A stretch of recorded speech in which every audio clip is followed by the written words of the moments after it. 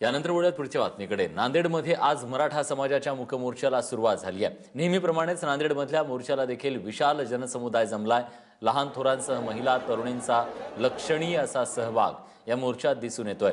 कोपर्डीतलं निर्भया बलात्कार प्रकरण, त्या आरोपींना तात्काळ फाशी द्या, अॅट्रॉसिटी कायद्यात बदल करा, मराठा समाजाला आरक्षण द्या, अशा प्रमुख मागण्या आंदोलनकर्ते करतायत।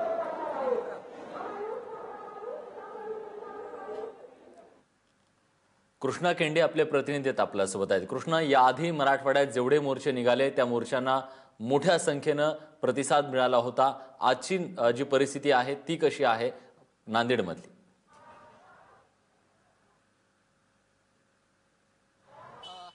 मराठवाड्यात जे मोर्चे निघाले, महाराष्ट्रात जे मराठा समाजाचे मूक मोर्चे, क्रांती मोर्चे निघाले, त्यात नांदेडमध्ये सुद्धा लाखोचा जनसागर जो आहे तो या ठिकाणी रस्त्यावरती असलेला आपल्याला पाहायला मिळतोय।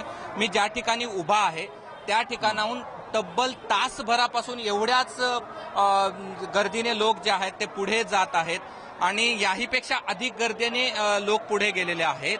आणि म्हणजे या सगळ्यावरून आपल्या लक्षात येईल की ह्या समाज नेमका आज रस्त्यावरती किती असेल, ही संख्या मोजण्याच्या पलीकडची। आणि हा जनसागर जो आहे तो मोठ्या प्रमाणावरती नांदेडमध्ये आपल्याला या ठिकाणी या क्रांती मोर्चामध्ये, मूक मोर्चामध्ये सहभागी झालेला आपल्याला पाहायला मिळतं। जसे इतर ठिकाणचे मोर्चाचे वैशिष्ट्य होते तेच मोर्चाचे वैशिष्ट्य जे आहेत ते इथे आपल्याला पाहायला मिळतात। या मोर्चाचं वैशिष्ट्य सांगायचं झालं तर विलास, याची स्वच्छता, शांतता आणि एकता या 3 शब्दामध्ये या मोर्चाचं वर्णन करता येईल। आणि त्यामुळे हा लाखोचा जनसमुदाय जो आहे ते नांदेडवरच्या रस्त्यावरती आपल्याला पाहायला मिळतो आहे।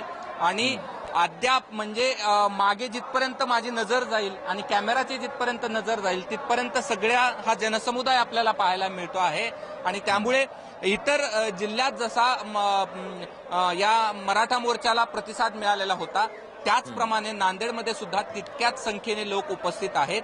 आणि पुन्हा एक नवा इतिहास, नवी क्रांती जी आहे ते या ठिकाणी नांदेडच्या मोर्चाने या ठिकाणी निर्माण केलेली आहे। आणि मोठ्या प्रमाणावरती मराठा बांधव जे आहेत ते आज या ठिकाणी नांदेडमध्ये आपल्याला पाहायला मिळतात। विलास, कृष्णा, हा मोर्चा कुठून कुठे कसा जाणार आहे त्याच्याबद्दल जरा सांगशील?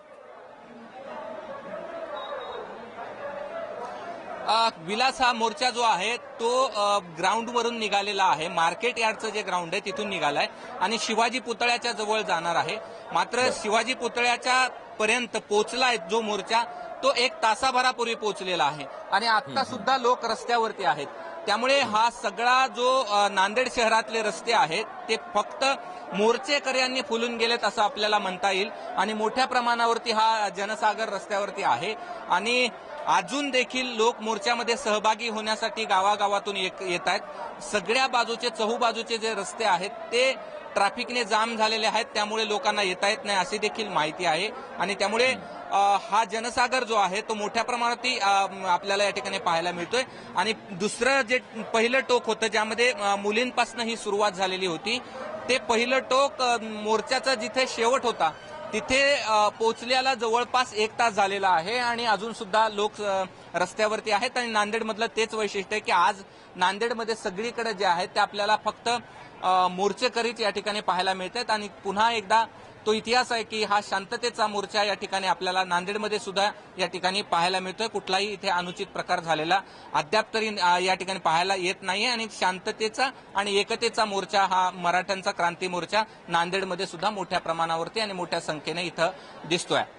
विलास, कृष्ण, प्रत्येक वेळेस आपण बघतो की सर्वसामान्य नेतृत्व करतात या मोर्चाचं, त्याच्यामध्ये कुठले नेते दिसत नाहीत। नांदेडमध्ये अनेक नेते आहेत, अशोक चव्हाण आहेत, हे सगळे आज या मोर्चात दिसत नाहीत, पण सर्वसामान्यपणे त्यांच्या पत्नी सर्वसामान्यांसोबत मोर्चात सहभागी झाल्यात असं कळतंय। त्याबद्दल काय सांगशील?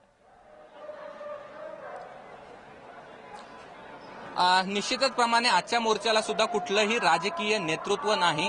राजकीय व्यक्ती जे कोणी पुढारी आहेत ते या ठिकाणी पुढारी म्हणून आलेले नाहीत, एक मराठा समाजाचा व्यक्ती म्हणून आलेले आहेत। आणि त्याचप्रमाणे अशोक चव्हाण यांच्या पत्नी देखील या ठिकाणी आपल्याला पाहायला मिळाल्या आणि त्या मोर्चामध्ये सहभागी झालेल्या होत्या। सर्वसामान्य महिलांमध्ये त्या जाऊन बसलेल्या होत्या आणि त्यामुळे आजच्या मोर्चाला देखील कुठलंही राजकीय नेतृत्व आपल्याला पाहायला मिळत नाही। आणि आता जर तुझ्या समोरचं हे चित्र जे आहे ते सगळे मोर्चेकरी इथे स्तब्ध झालेले पाहायला मिळतात। यातनं एक शिस्त आपल्याला पाहायला मिळते की राष्ट्रगीताचे सूर ऐकायला येतात, म्हणून हे सगळे मोर्चेकरी जिथल्या तिथं थांबलेले आहेत आणि हे या मोर्चाचं वैशिष्ट्य आहे।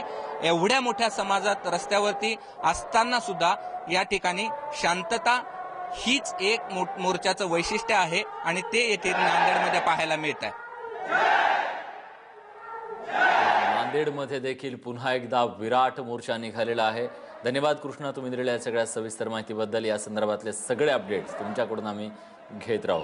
हे दृश्य आहेत जणू रस्त्यांवरून लोकांचा नदी वाहावीत अशा पद्धतीनं हे जथ्थेचे जथ्थे या मोर्चाच्या माध्यमातून पाहायला मिळत आहेत।